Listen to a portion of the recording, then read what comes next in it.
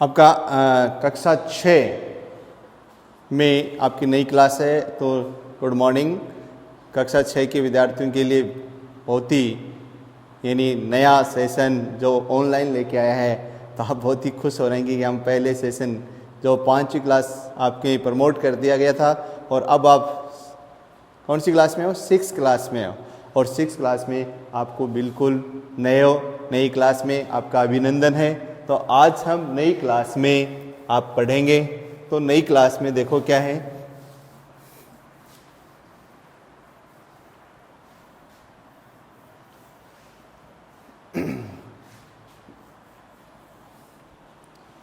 कौन सी क्लास है? कक्षा 6 क्लास। 6 क्लास में गुड मॉर्निंग।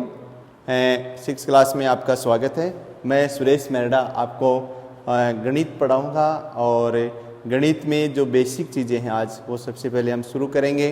तो देखिए, जो पहला है आपका अभ्यास है वो है पूर्ण संख्या। क्या है? पूर्ण संख्याएं। पूर्ण संख्याएं क्या होती हैं आप अच्छी तरह से जानते हो। कौन सी होती हैं पूर्ण संख्याएं?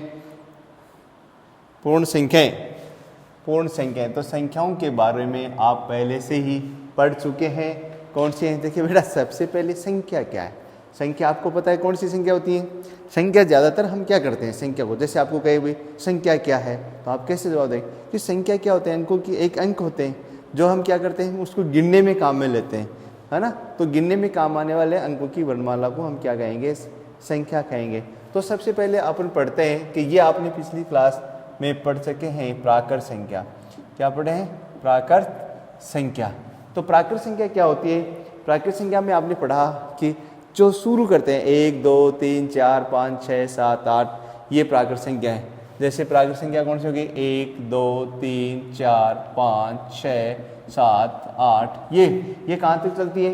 अनंत तक चलती है। कहाँ तक चलेगी? अनंत तक चलेगी। प्राकृत संख्या है, अनंत तक चलती है। कहाँ से शुरू होती है? 1 से शुरू होती है। और हम इसको जब लिखना चाहते हैं तो नेचुरल नंबर ऐसे लिख देते हैं, समुच्चय 1 2 3 4 5 6 7। ये आगे तक चलती रहती है। ये प्राकृत संख्या। तो आज हमारा जो टॉपिक है, आपका जो सिलेबस का जो दूसरा टॉपिक है, वो टॉपिक है कैसी संख्याएं? पूर्ण संख्याएं। कैसी संख्या है? पूर्ण संख्याएं। तो पूर्ण संख्याएं क्या है? तो सबसे पहले मैं आपको पूर्ण संख्याओं को बता देता हूं कि ये जो प्राकृत संख्या है, इस प्राकृत संख्याओं में क्या कर देते हैं, जब हम जीरो को सम्मिलित कर लेते हैं। क्या करते हैं? प्राकृत संख्याओं में क्या कर लेते हैं? प्राकृत संख्याओं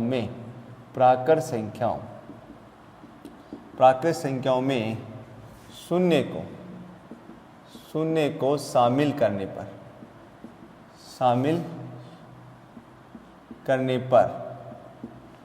प्राप्त संख्याएं कैसी संख्या है? प्राप्त संख्याएं कैसी संख्या है? शून्य को सम्मिलित करने प्राप्त संख्याएं पूर्ण संख्याएं कहलाती हैं। कैसी संख्या कहलाती है? पूर्ण संख्याएं कहलाती हैं। कैसी संख्या कहलाती है? पूर्ण संख्याएं कहलाती हैं। तो ध्यान देने की बात ये, पूर्ण संख्या क्या है? प्राकृत संख्या। तो यानी कहने का मतलब है जीरो। तो पूर्ण संख्या क्या हो जाएंगे? पूर्ण संख्या क्या हो जाएंगे? देखो, पूर्ण संख्या क्या हो जाएंगे? 0 1 2 3 4 5 6 7, ये आगे तक चलती जाएंगे। आगे तक चलती जाएंगे तो कैसी संख्या होगी? पूर्ण संख्या। आगे तक मतलब अनंत तक चलती जाएंगी। अब बेटा आप थोड़ा सा ध्यान दीजिए, पूर्ण संख्याएं, पूर्ण संख्याएं क्यों नाम पड़ा? क्योंकि जब ये आगे तक चलेंगे तो जीरो, तो हम मान लो किसी के जीरो कि भाई हमारे घर में कौन है, ये तो अब जीरो से काउंटिंग बहुत सारी जरूरत पड़ती है। जीरो कि कुछ भी नहीं है, इसलिए हम क्या करेंगे? जीरो। ये जब संख्या में है, कुछ भी नहीं है, खाली है, कुछ है, ऐसी चीज़ों को हम जब संख्या के बारे में पूछे तो हम उसको जीरो बोलते हैं। तो यहाँ क्या है? जीरो 1 2 3 4 5 6 7, यानी जीरो से सम्मिलित किसमें? ये कैसी संख्या थी आपकी? प्राकृत संख्या। प्राकृत संख्याओं में अगर शून्य को सम्मिलित कर लिया जाता है तो कैसी संख्या प्राप्त होती है? बोलो, कैसी संख्या प्राप्त होती है? पूर्ण संख्याएं प्राप्त होती हैं। अब देखो पूर्ण संख्याओं की विशेषता। पूर्ण संख्याओं की विशेषता क्या होती है? विशेषता क्या होती है इनकी, पूर्ण संख्या की विशेषताएं क्या होती हैं पूर्ण संख्याओं की? देखो पूर्ण संख्या सबसे छोटी संख्या क्या होती है? सबसे छोटी पूर्ण संख्या, सबसे छोटी पूर्ण संख्या क्या है? सबसे छोटी पूर्ण संख्या बराबर क्या है? संख्या शून्य है। कैसी है? सबसे छोटी पूर्ण संख्या शून्य है। जब सबसे छोटी पूर्ण संख्या है वो कैसी संख्या है? पूर्ण संख्या है। क्यों? अब देखो यहां ध्यान दीजिए कि प्रत्येक प्राकृत संख्या, नंबर 1, प्रत्येक प्राकृत संख्या एक पूर्ण संख्या है। कैसी संख्या है? पूर्ण संख्या। ठीक है। अब देखो सबसे छोटी संख्या प्राकृत संख्याओं, सभी प्राकृत संख्याएं क्या होती हैं? पूर्ण संख्याएं होती हैं। लेकिन सभी पूर्ण संख्याएं प्राकृत संख्याएं नहीं होती हैं। क्या होती हैं? सभी पूर्ण संख्याएं क्या नहीं होती? प्राकृत संख्याएं नहीं होती। कैसी संख्या नहीं होती? प्राकृत संख्याएं नहीं होती। अब यहाँ आपको मैं ज़्यादा आपको ये नॉलेज होना चाहिए इस चीज़ का कि पूर्ण संख्याएं कौन सी होती हैं। तो पूर्ण संख्याएं आपको ये ध्यान में रखना है कि जो पूर्ण संख्या है वो पूर्ण संख्याएं कहाँ से शुरू होती है? 0 से शुरू होती है और अनंत तक चलती हैं। प्राकृत संख्याएं कहाँ से शुरू होती है? 1 से शुरू होती है। कहाँ से शुरू होती है? 1 से शुरू होती है। अर्थात पूर्ण संख्या और प्राकृत संख्या में फर्क इतना ही है कि प्राकृत संख्याएं हैं वो 1 से शुरू होती है और पूर्ण संख्याएं हैं वो कहाँ से शुरू होती हैं? बताओ, 0 से शुरू होती है। तो इसका मतलब सारी प्राकृत संख्याएं वो पूर्ण संख्या होगी, लेकिन सभी पूर्ण संख्याएं प्राकृत संख्याएं नहीं होती हैं। और 0 1 क्या है? प्राकृत संख्या। अब देखिए, अब प्राकृत संख्याओं की जो विशेषता में और अपन पढ़ेंगे कि प्राकृत संख्या, अब इसमें आपको कोई भी पूर्ण संख्या दे रखी है, पूर्ण संख्या दे रखी है। जैसे आपको एक क्वेश्चन दे रखा है, ऐसा क्वेश्चन है कि 10 या 125 की पूर्वोत्तर संख्या कौन सी होती है? पूर्वोत्तर संख्या ज्ञात कीजिए। पूर्वोत्तर संख्या, तो 3 पूर्वोत्तर संख्या ज्ञात करनी है। अब 3 की जगह मात्र सिर्फ आपको ऐसे लिखा हो पूर्वोत्तर संख्या ज्ञात के, तो 25 - 1 बराबर 124। अब इसी की मान लो 125 की उत्तरोत्तर संख्या ज्ञात करनी है आपको। उत्तरोत्तर संख्या ज्ञात कीजिए। तो उत्तरोत्तर संख्या ज्ञात करने का मतलब हो गया कि अगली संख्या, तो 125 + 1 बराबर 126। पूर्वोत्तर और उत्तरोत्तर संख्या यानी बाद की संख्या। और अब यहां ध्यान देना है कि हमें जो बाद की संख्या ज्ञात करते हैं, तो बाद की संख्या ज्ञात करते हैं यानी उत्तरोत्तर संख्या ज्ञात करते हैं। उत्तरोत्तर संख्या ज्ञात करने पर क्या है? संख्या ज्ञात करने के लिए हम क्या करते हैं? एक दी गई संख्या में क्या करते हैं? दी गई संख्या में एक जोड़ देते हैं। यानी जस्ट बाद वाली संख्या, यानी ये ठीक बाद की संख्या ज्ञात करने के लिए, ठीक बाद की संख्या, उत्तरोत्तर का मतलब ये ठीक बाद की संख्या ज्ञात है। अब ठीक बाद की संख्या ज्ञात करने का मतलब क्या हो गया? जैसे आपको कोई संख्या दे रखा है, जैसे आप शुरू करते हैं 0 के बाद में एक संख्या, तो आप इसमें 1 जोड़ोगे तो 1 आ जाएगा। फिर 1 में 2 जोड़ोगे तो इसकी अगली संख्या कितनी? 1 में 1 जोड़ोगे तो 2 आ जाएगा। फिर 2 में 1 जोड़ोगे तो 3 आ गया, और 3 में 1 जोड़ोगे तो 4 आ गया, और 4 में 1 जोड़ोगे तो कितने आ गए? 5। अब आपके पास में कोई भी संख्या, आपके प्रश्न पूछा जाता है कि 139 की उत्तरोत्तर संख्या लिखिए। तो आप कैसे लिखोगे उत्तरोत्तर संख्या? 139, तो 139 में क्या कर दोगे? जोड़ दोगे तो 100 कितने आ जाएंगे? 40 आ जाएंगे। अब आगे से आगे, अब आपको लगातार पूछ सकता है कि 125 से 3 लगातार उत्तरोत्तर संख्या ज्ञात कीजिए, तो हम क्या कर देंगे? एक एक जोड़ते जाएंगे। ऐसे ही आपको पूर्वोत्तर संख्या ज्ञात करनी है। क्या ज्ञात करनी है? पूर्वोत्तर संख्या ज्ञात करनी है तो वो कैसे करेंगे। जैसे आपको एक संख्या दे रखी है 1000 की पूर्वोत्तर संख्या ज्ञात कीजिए। पूर्वोत्तर संख्या ज्ञात कीजिए। अब 1000 की पूर्वोत्तर संख्या, तो मैंने आपको क्या पूर्वोत्तर संख्या जैसे ही ज्ञात करोगे तो आप क्या करोगे, इसमें से इसका हल क्या हो जाएगा, इसका 1000 में से क्या कर दोगे, 1 घटा दोगे तो 999 आ जाएंगे। क्या आ जाएंगे, 999 आ जाएंगे। तो यहाँ देखिए, एक जब आपको पूर्वोत्तर पूछी जाती है तो आप 1 घटाएंगे, और आपको अगर उत्तरोत्तर पूछा जा रहा है तो आप क्या करोगे, उसमें 1 जोड़ोगे। समझ में आ गया आपको। अब आपको ये पूछा है कि निम्न संख्याओं की उत्तरोत्तर संख्या ज्ञात कीजिए। एक क्वेश्चन बनता है, एक क्वेश्चन ये बन रहा है, क्वेश्चन जैसे है कि निम्न संख्याओं की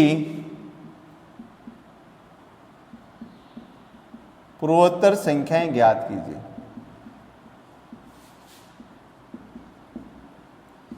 निम्न संख्याओं की पूर्वोत्तर संख्याएं ज्ञात कीजिए। जैसे आपको ये क्वेश्चन दे रखे हैं 225, 390, थर्ड है 625 और सेवंथ है 9999। इनकी आपको पूर्वोत्तर संख्या ज्ञात करनी है। पूर्वोत्तर संख्या में क्या करना पड़ता है, पूर्वोत्तर संख्या में हमें 1 घटाना पड़ता है। क्या करेंगे भाई, पूर्वोत्तर का मतलब ठीक पहले की संख्या, तो इसका हल क्या आ जाएगा, इसका हल आ जाएगा 225 - 1 बराबर 224। इसका हल आ जाएगा 390 - 1 बराबर 389, और इसका 625 - 1 बराबर कितना गया, 624, और 999 - 1 कितना गया, 998। ठीक है, तो ये आ गया। ये क्वेश्चन है आपका कि निम्न संख्याओं की पूर्वोत्तर संख्याएं ज्ञात कीजिए। तो पूर्वोत्तर संख्या ज्ञात करने के लिए हमें क्या करना पड़ता है, हमें क्या करना पड़ेगा पूर्वोत्तर संख्याओं में ज्ञात करने के लिए, उस दी गई संख्या में से क्या कर दोगे आप, 1 घटा दो। बेटा समझ में आया। जैसे आपको कहेंगे कि 3 से पहली संख्या कौन सी आ गई, तो आप फटाक से बता देंगे, क्या बताए, 2 आएगा। आपको पूछे 10 से पहली ठीक पहले की संख्या कौन सी है, आप कहोगे 9 है। तो आप क्या कर रहे हो, ठीक पहले की ज्ञात करने के लिए आप 1 घटा रहे हो। आप क्या कर रहे हो, 1 ही घटा रहे हो। इसका मतलब आपको पूर्वोत्तर संख्या ज्ञात करने के लिए क्या करना है, 1 घटाना है। 1 को क्या करना है, घटाना है। ठीक है, अब देखो यहां ध्यान देना है। अब यहां ध्यान देने के बाद में आपको अगला जो क्वेश्चन है, इसी संख्या में आपको उत्तरोत्तर संख्या ज्ञात। तो दूसरा क्वेश्चन है कि निम्न संख्याओं की उत्तरोत्तर संख्या ज्ञात कीजिए। कैसे ज्ञात करना है, उत्तरोत्तर संख्याएं ज्ञात कीजिए। संख्याएं ज्ञात, उत्तरोत्तर। अब उत्तरोत्तर का मतलब क्या हो गया, उत्तरोत्तर का मतलब हो गया ठीक बाद वाली संख्या। जैसे आपको संख्या दे रखी है, जैसे 629, दूसरी देखें है 1025, और तीसरी दे रखी है 265। एक दे रखी है, जैसे ये ऐसी संख्या दे रखी है, ठीक है, 10,858। तो अब हमें क्या करना है, इसको हमें ये करना है कि इसकी उत्तरोत्तर संख्याएं ज्ञात करनी है। क्या करनी है आपको, उत्तरोत्तर संख्याएं ज्ञात करनी है। अब उत्तरोत्तर संख्याएं ज्ञात करोगे तो आप किस प्रकार से करते हो, देखिए उत्तरोत्तर संख्या ज्ञात करने के लिए क्या करोगे आप, उत्तरोत्तर संख्या ज्ञात करने के लिए क्या करोगे आप, इसका हल क्या रहे, 629 में प्लस का 1 जोड़ोगे तो 630 हो जाएगा। अब इसमें आप क्या करोगे, 625 में 1 जोड़ोगे तो कितने, 10,025 में 1 जोड़ोगे तो कितना आ जाएगा, बोलो 1025 में तो 1026 आ जाएगा। 1 जोड़ दो। अब ये है, ये 9,265 और प्लस का 1 तो 9,200 कितने आ गए, 66 आ जाएंगे। अब आप क्या करोगे, 10,891 प्लस का 1 जोड़ दोगे तो 10,800 कितने हो जाएंगे, 92 हो जाएंगे। तो आप एक एक जोड़ रहे हैं, एक एक जोड़, कैसे भी कोई भी संख्या दो, जैसे आपको 67 दे रखे हैं तो 67 में 1 जोड़ोगे कितने आ गए, 68 आ जाएंगे। जैसे आपको 90 दे रखे हैं, 90 में 1 जोड़ोगे तो कितना आ जाएगा, 91 आ जाएगा। तो अगली संख्या ज्ञात करने के लिए हमें क्या करते हैं, अगली संख्या ज्ञात करने के लिए हमें क्या करेंगे, 1 को क्या करेंगे, जोड़ेंगे और पीछे वाली संख्या याद करनी है तो हम क्या करेंगे, घटाएंगे। अब देखो आपको कुछ ऐसे याद करने कि इनका जो पूर्ण संख्याओं का योग है वो कैसे करते हैं।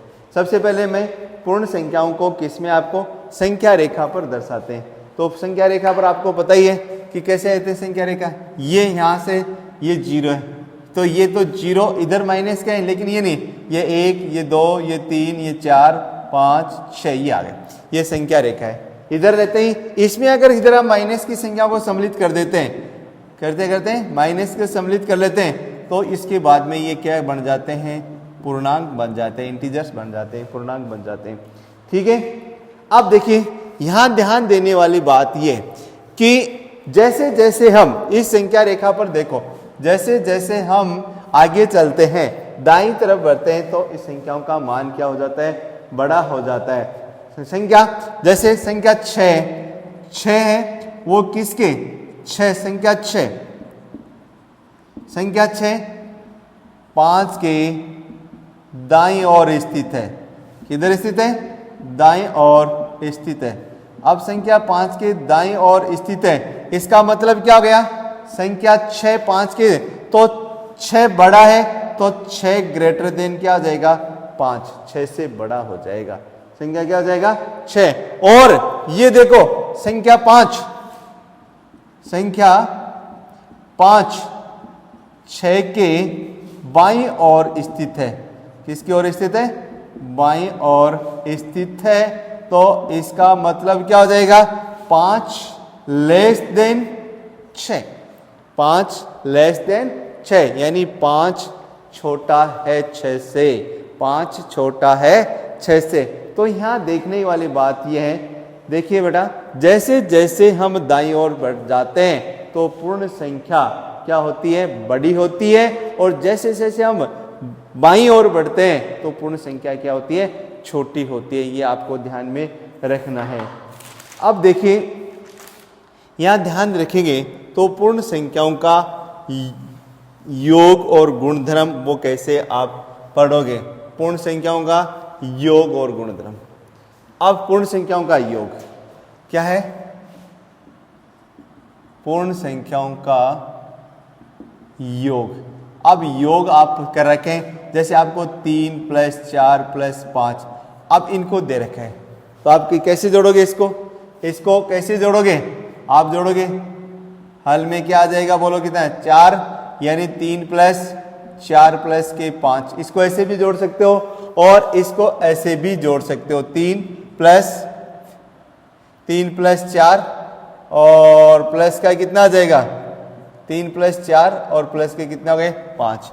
अब देखो ये क्या आ गया, ये जोड़ोगे तो 3 प्लस के कितने हो गए, 9 बराबर कितने हो गए, 12, और ये कितने हो गए, बोलो कितने हो गए, 7, और प्लस के कितने हो गए, 5 बराबर कितने हो गए, 12। ये देखो, तो ये इस प्रकार से हम संख्याओं को जोड़ते हैं। तो सबसे पहले जो मैं बात कर रहा हूं वो किस प्रकार से है, वो है, ये तो आपको बताऊं, तो सबसे जो गुणधर्म है योग, कैसा है परमेश्वर, जो आपका जो पूर्ण संख्याओं है उसका क्रम विनिमय कैसा है, क्रम विनिमय।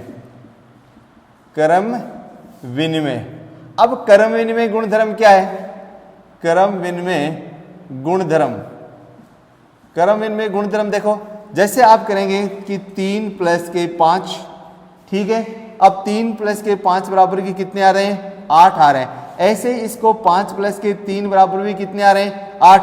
क्रम बदलने में कोई योगफल में कोई परिवर्तन आया क्या, अरे क्रम बदलने में पर योगफल में कोई परिवर्तन आएंगे, नहीं आया, तो इस नियम को हम क्या कहते हैं, क्रम विनिमय। तो क्रम विनिमय क्या होता है, क्रम विनिमय कि जब दो परमेय संख्याओं को जोड़ा, किसी भी क्रम में जोड़ा जाए तो योगफल वही प्राप्त होता है। क्या होता है, योगफल वही प्राप्त होता है। तो कोई दिक्कत हुई, इसलिए जो गुणधर्म है वो क्या आ जाएगा, वो आ जाएगा a + b कह दो, चाहे b + a कह दो। जैसे 3 + 5 और यहाँ 5 + 3, इसमें कोई फर्क है कि इसमें भी 8 आएंगे और इसमें भी क्या आएंगे, 8 आएंगे। ये क्रम, ये क्या है, क्रम गुणधर्म है। कैसे क्रम, अब देखो इसमें योग में क्रम विनिमय गुणधर्म योग में होता है क्या बाकी में भी होता है क्या? ये तो किसमें? योग। किसमें? योग में। अब यही बात अपन करें कि व्यवकलन में यानी गठाव में क्रम विनिमय होता है? क्रम विनिमय नहीं होता है। देखिए हम जैसे कोई संख्या है 5 - 3 = 2 बच के, ठीक है। और यहाँ अगर आप 3 में से 5 घटाओगे तो माइनस के 2 आएंगे। तो क्या दोनों संख्याएं बराबर हैं? अरे क्या दोनों संख्याएं बराबर हैं? नहीं है, दोनों संख्याएं बराबर नहीं है। इसका मतलब ये क्या है? क्रम चेंज करने पर संख्या बदल जाती है। क्रम चेंज करने पर संख्या क्या हो जाती है?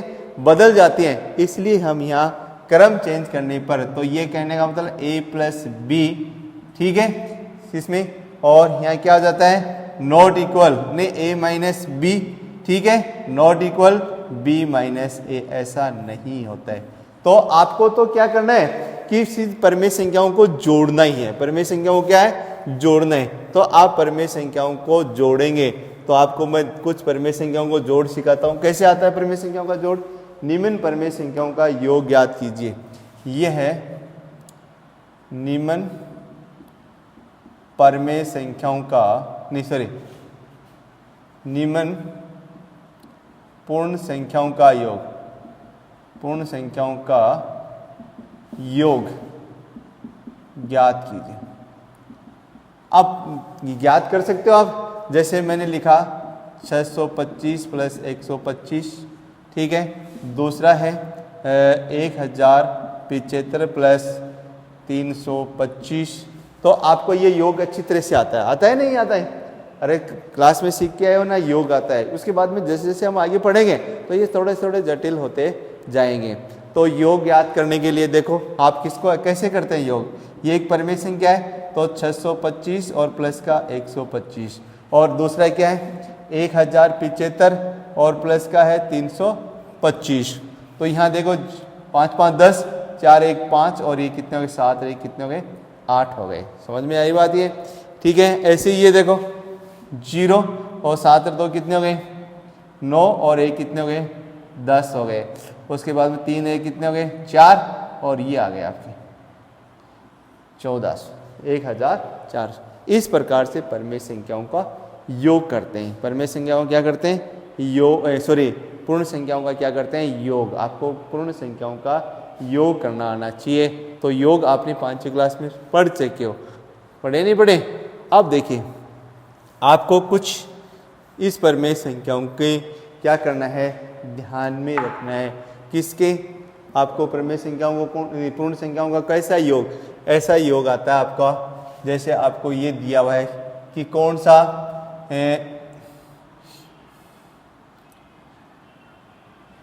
पूर्ण संख्याओं का योग। पूर्ण संख्याओं का योग में आपका मैंने आपको बताया। अब और आप कर सकते हो, निम्न पूर्ण संख्याओं का योग याद कर सकते हैं, ठीक है। जैसे आपको मैं कुछ असाइनमेंट देता हूँ, 325 है ना, 625, और ये आ गए। दूसरा ये है जैसे 6 7 5 + 1 2 5 + के 3 0 7, 3 संख्याओं का योग। ये योग याद करेंगे आप। तो योग याद करते हैं तो कैसे आते हैं? यहाँ देखें 325 और प्लस 625 और प्लस के 300, जोड़ दीजिए। इसको जोड़ेंगे तो कितने हो गए? 0, और यहाँ कितने हो गए? 4, और ये नहीं 0 4 ये कितने हो गए? 5 हो जाएंगे, क्योंकि 5 5 10, और ये कितने हो गए बताओ? 6 3 9, 9 3 कितने हो गए? 12। अब इसको जोड़ेंगे तो 675 + 125 और प्लस के कितने हो गए? 307। ये कितने हो गए? 10 और 7 17, और 4 1 5। अब ये कितने हो गए बोलो? 6 1 7, 7 और 3 कितने हो गए? 10, 1057। एक बार फिर चेक कर लो। 5 5 10 7 17, 4 1 5, 6 7 3 1 10, 4 1 5, 6 3 और 3 12। ये तो कल हम इसके आपका जो पूर्ण संख्या है उन पूर्ण संख्याओं को किस प्रकार से आगे हम इसका पढ़ेंगे, ठीक है। ऑल द बेस्ट, है ना। आपका नई क्लास में स्वागत है। मन लगा के पढ़ना है, नया जोश होना चाहिए आपके, ठीक है।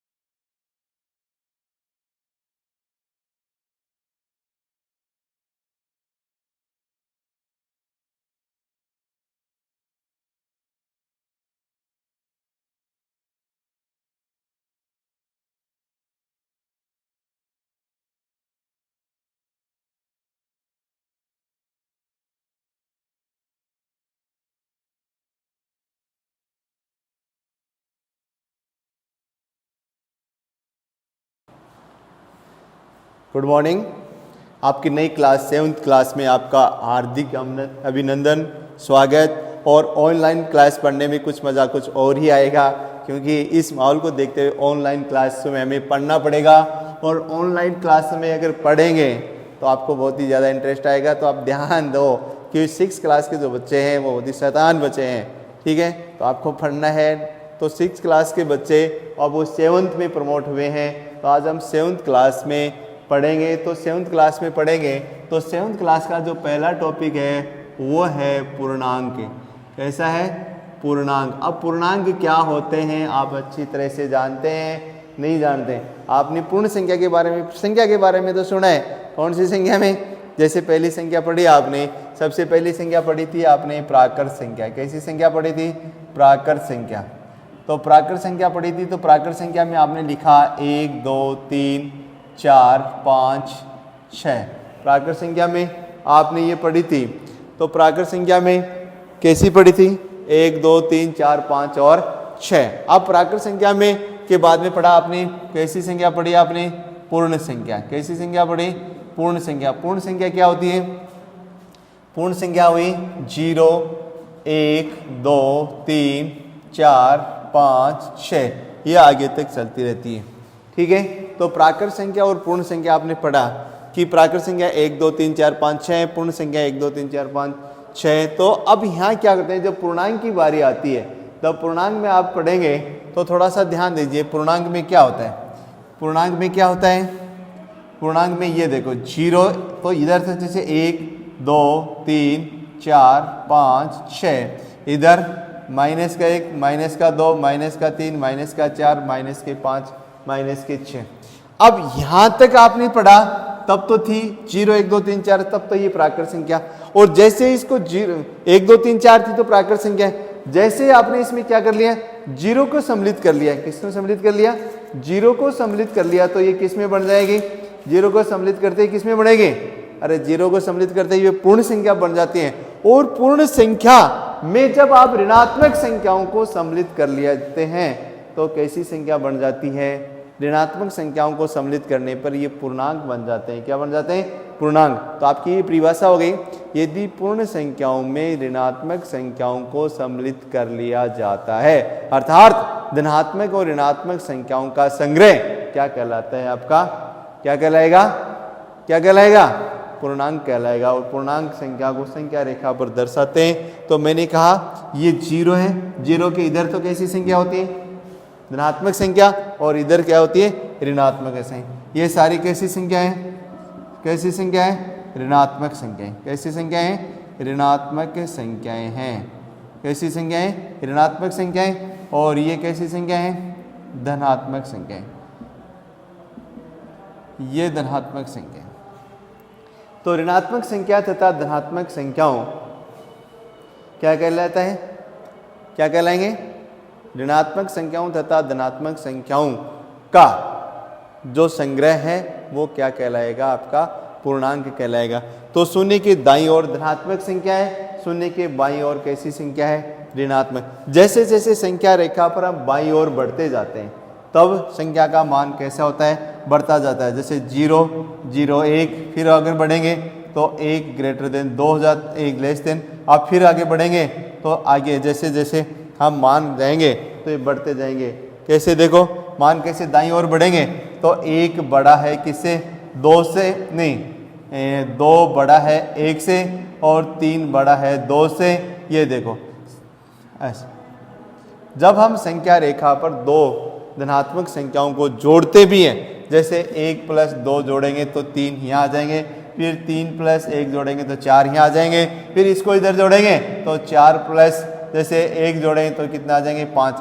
जैसे वही सिस्टम है कि जैसे हम एक बड़े एक संख्या को जोड़ते हैं तो वो दाईं तरफ बढ़ेंगे, और घटाएंगे तो वो किसकी ओर चलेंगे? माइनस की ओर चलेंगे। अब ऐसे में जैसे माइनस को 5 + 1 जोड़ेंगे तो माइनस के 4 जोड़ेंगे। तो इधर देखो ये संख्या कौन सी बड़ी है? यहाँ इसमें कौन सी बड़ी संख्या होती है? 0। जैसे जैसे हम बाईं तरफ बढ़ते हैं संख्या रेखा पर तो संख्या की वैल्यू यानी मान उसका बढ़ता है। तो अब देखो ये -4 ग्रेटर देन किससे होता है? -5 से होता है। और -3 किससे ग्रेटर देन होता है? माइनस के 2 से होता है। ऐसे ही 0 बड़ा होता है किससे? -1 से बड़ा होता है। 0 बड़ा होता है किससे? -1 से बड़ा होता है। अब पूर्णांकों का योग, पूर्णांकों का योग। तो सबसे पहले पूर्णांकों का जो योग है वो कैसे होता है? पूर्णांकों का योग, पूर्णांकों का योग। तो पूर्णांकों का योग है, अब आपको जैसे योग ये है, कुछ सवाल दे जैसे -5 + 7 -3 + 9। अब दूसरा है जैसे 10 + 19, ठीक है, और प्लस के -5 -5, ये दूसरा क्वेश्चन है ना। -19 -20 प्लस -41, ठीक है। और ये फोर्थ क्वेश्चन है, जैसे आपको यहाँ लिख दिया 125 और प्लस -225 प्लस 500, ठीक है। अब इन संख्याओं का अपन योग करते हैं।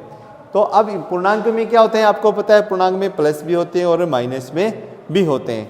तो यहाँ सबसे पहले हम क्या करेंगे, सबसे पहले ये करेंगे अपन कि इनको पहला जो क्वेश्चन है वो लेते हैं, ये क्वेश्चन लेते हैं। तो -5 और कितना है 7 और -3। तो हम क्या करते हैं, कोष्टक को खोल देते हैं। कोष्टक को खोलेंगे तो ये इसमें हल क्या आ जाएगा, -5 प्लस 7 फिर -3। अब माइनस वालों को पहले, ठीक है। अब इसका हल ये जैसे प्लस का 7 है, अब ये -5 और -3 माइनस के कितने हो गए 8। तो अब बताओ क्या आएगा, 7 में से 1 जाएंगे, कितने आ जाएंगे माइनस के क्या आ जाएगा 1 आ जाए। तो इनका योग क्या हुआ बोलो, इनका योग क्या हो गया -1। एक बार दोबारा समझे आपने क्या किया, आपको करना क्या था, -5 प्लस 7 प्लस -3 इनको जोड़ना था। तो ये -5, ठीक है, आपने सबसे ब्रैकेट हटा दिए तो ठीक है। अब प्लस और माइनस ब्रैकेट हटा ही क्या हो जाएगा, माइनस हो जाएगा। तो ये -3 है। अब इन दोनों को आपने क्या किया, ऐड किया, तो दोनों को माइनस के 8 आ गए और ये प्लस के 7 ऐसे कैसे आ गए। तो प्लस के 7 और -8, तो 7 में से 8 घटा दोगे तो क्या बचेगा, -1 आ जाएगा। कितना आ जाएगा, -1। अब देखो कुछ और आप जैसे लेते हैं, तो आपका दूसरा क्वेश्चन है ये दूसरा क्वेश्चन है 10 और प्लस -19 और माइनस के कितने हैं 5। तो इसमें भी आप इसको हल करेंगे तो वही सिस्टम है, 10 फिर माइनस के कितने हो गए 19 और माइनस के कितने हो गए 5। तो अब यहाँ 10, अब 19 और 5 दोनों माइनस वाले संख्या को क्या कर देंगे, आप जोड़ देंगे। तो 19 और 5 कितने होते हैं बताओ, 19 और 5 24 होते हैं। तो माइनस के कितने हो गए, ये 24 हो गए। अब 10 में से 24 घटा दो, तो आपको पता है 10 में से 24 नहीं घटते ना, आपको ऐसे अजीब सा लगता है। तो मैंने आपको एक दिन पहले भी बताया था कि ऐसे में स्थिति में आप क्या करोगे कि इसमें से देखो, चिन्ह छोड़ के देखो बड़ी संख्या कौन सी है। चिन्ह छोड़ के देखते हो तो बड़ी संख्या कौन सी है, यहाँ चिन्ह छोड़ने पर बड़ी संख्या कौन सी है, -24। भाई चिन्ह छोड़ दें तो 24 बड़ी है, तो बड़ी संख्या का चिन्ह लगा दो और 24 में से 10 घटा दो तो माइनस के कितने बच गए, 14 बच गए। माइनस के कितने बच गए, 14। अब आगे देखो क्वेश्चन नंबर 3 देखिए। क्वेश्चन नंबर 3 में आप क्वेश्चन देखते हैं तो देखिए 19 और प्लस माइनस के 20 और माइनस के कितने हो गए 41। तो अब इसका हल क्या आ जाएगा, इसमें वही 19 ब्रैकेट हटा दो। तो आपको पता है अगर कोष्टक के बाहर प्लस का चिन्ह है तो चिन्ह में कोई बदलाव नहीं होता है। तो यहाँ माइनस के कितने आ गए 20 और ये माइनस के कितने आ गए 41, ठीक है। अब देखो यहाँ आप क्या करोगे, माइनस वालों को जोड़ लीजिए। चिन्ह माइनस का हो गया, जैसे माइनस के 20 और माइनस के कितने 41, 1 और माइनस के कितने हो गए 61, ये माइनस के क्या आ गया 61। अब आपको क्या करना है, अब आपको क्या करना है, यहाँ ध्यान दीजिए क्या करना है भाई। अब बताओ, अब अगर चिन्ह को छोड़ देते हैं, यानी चिन्ह को छोड़ देते तो बड़ी संख्या कौन सी है, यहाँ बड़ी संख्या कौन सी है बताओ, कौन सी है बड़ी संख्या 61। तो 61 में से आप घटा दो, 61 में से 19 घटाओगे, 11 में से 2 घटाएं 9 और यहाँ कितने बच गए बोलो 2। तो माइनस के कितने बच गए 42। 42 कितने बच गए? माइनस के 42। ध्यान दीजिए, समझ में आया? ठीक है, अगला क्वेश्चन देखो।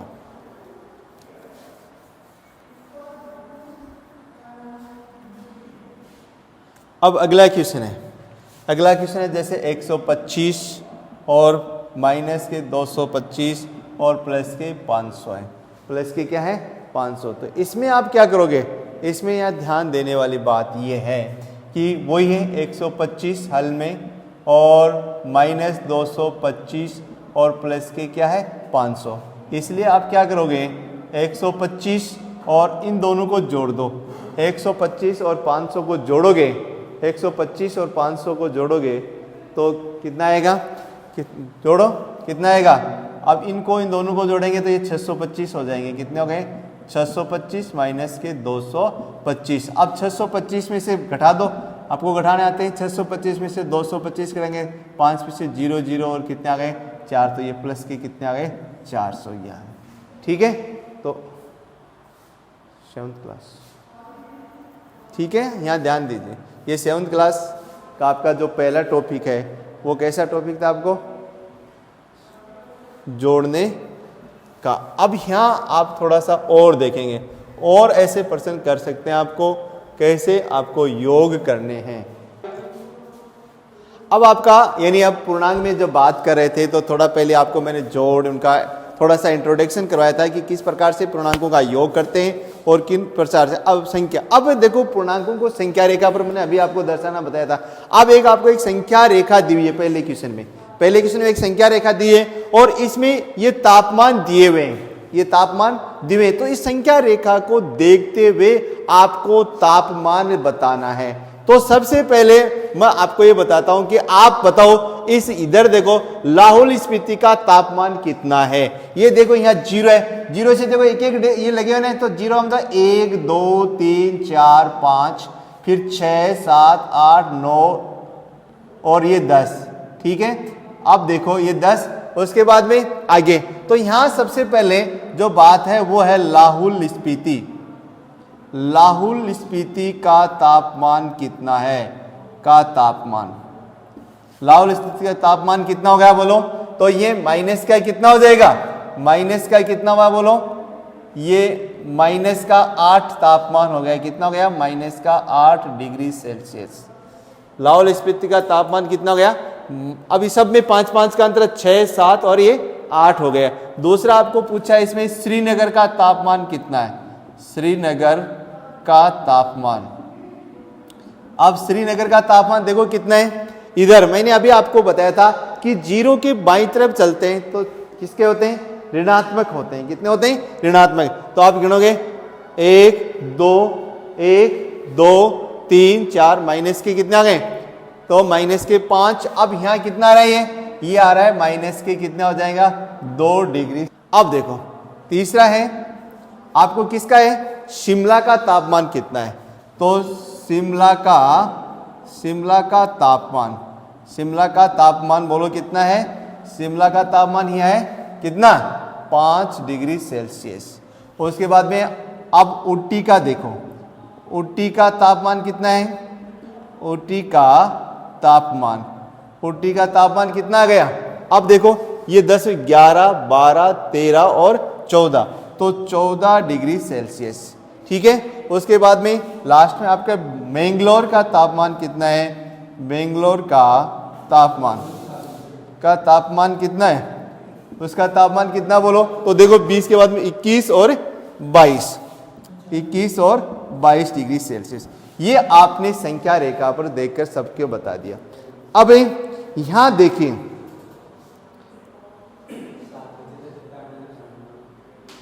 अब आपका अगला प्रश्न है कि सबसे गर्म स्थान का तापमान, सबसे गर्म स्थान का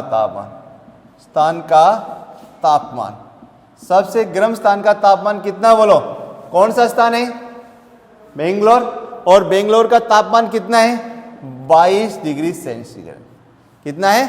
22 डिग्री। और सबसे ठंडे स्थान का तापमान, तो सबसे ठंडे स्थान का तापमान कितना है?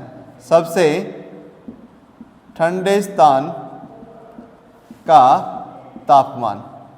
सबसे ठंडे स्थान का तापमान कितना है बताओ? अभी आपने बताया लाहौल स्पीति, तो माइनस का कितना है? 8 डिग्री सेल्सियस। अब आपको ये पूछ रहा है दोनों के तापमान का अंतर, दोनों के तापमान का अंतर। तो अंतर कितना है दोनों के तापमान का? बोलो कितना अंतर है? तो आप एक थोड़े ऐसे यहां से गिनोगे, किस में से घटाओगे? किस में से घटाना पड़ेगा आपको बताओ? माइनस ये प्लस का 22 डिग्री से। तो एक बात सोचो, आप थोड़ा सा सोचो, यहां से लेकर यहां तक 22 डिग्री के तापमान, तो यही अंतर हो गया। अरे सीधा सीधा 22 तो यही अंतर हो गया ना। और दूसरा देखो, यहां से लेकर ये -8, तो ये टोटल कितना हो जाएगा? टोटल कितना तापमान हो जाएगा? कितना अंतर हो जाएगा? 20। तो इसका हल क्या आ जाएगा? यानी 22 में से घटाओगे -8, तो ये कितना हो गए? 22 प्लस के कितने हो गए? 8 बराबर 20 डिग्री सेल्सियस तापमान। तो इसका अंतर कितना आ जाएगा? 20 डिग्री सेल्सियस। अगला क्वेश्चन है आपका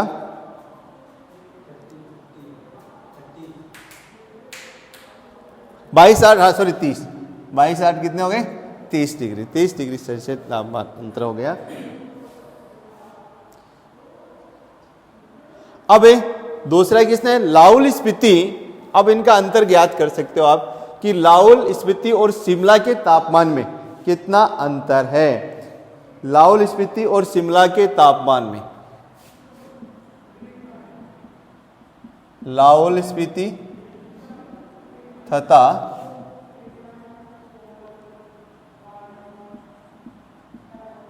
शिमला के तापमान में अंतर कितना है?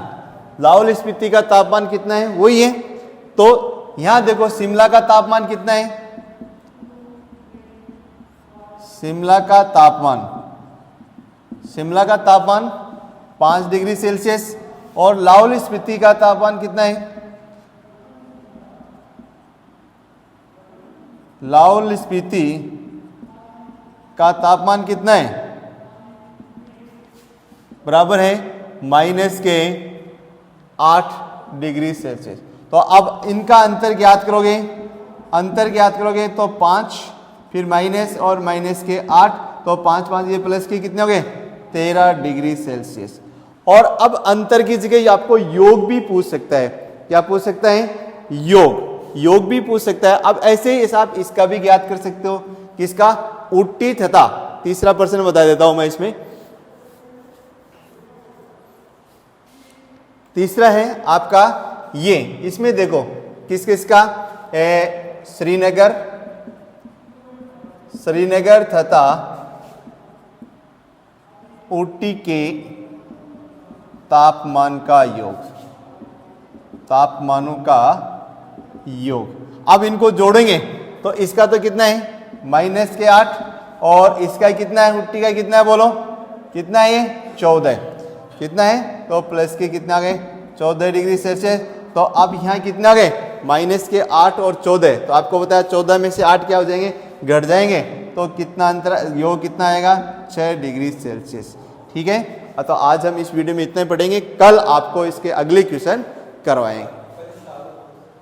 प्लस के 6, ठीक है। 14 में से 8 घट गए, प्लस के 6 डिग्री सेल्सियस तापमान आ गए। योग कितना आया? -8 और प्लस के 14। तो 14 में से 8 घट गए 6, तो प्लस के 6 डिग्री सेल्सियस।